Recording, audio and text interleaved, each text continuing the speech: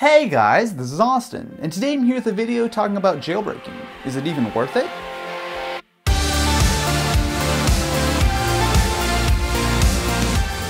I recently took a trip out to San Francisco for JailbreakCon 2014, where I got to catch up with Steven De Franco, better known as I Hate Snow, the maker of jailbreaks such as Snowbreeze.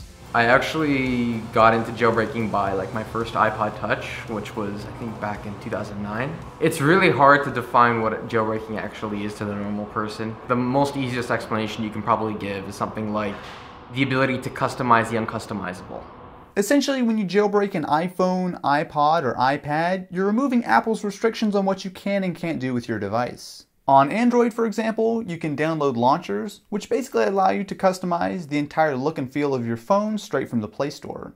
On the other hand, with iOS, if you really want to tweak and customize, you're essentially going to have to jailbreak. I also have Winterboard powering this phone, and it's actually using CernX's latest theme, Iris, and it's basically, a lot of people say it's iOS 7 done right, which in a way it is.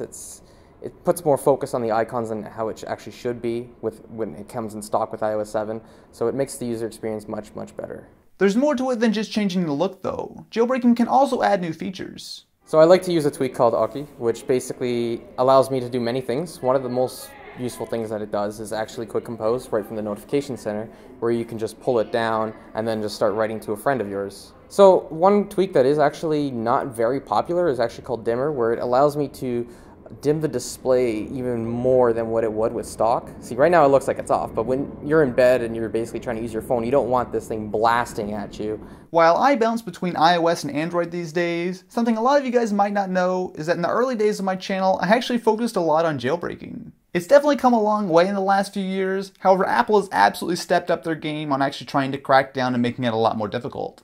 The grip that Apple is getting nowadays with exploits and stuff like that, things are getting closed a lot more frequently and a lot more holes are getting closed.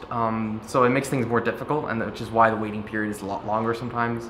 And nowadays, jailbreaking iOS is like 10 vulnerabilities, and the attack surface is quite really short on iOS, and it's full of bullshit on Android. So here's the comparison. They don't mind innovation. They admire innovation. In fact, that's what they go by.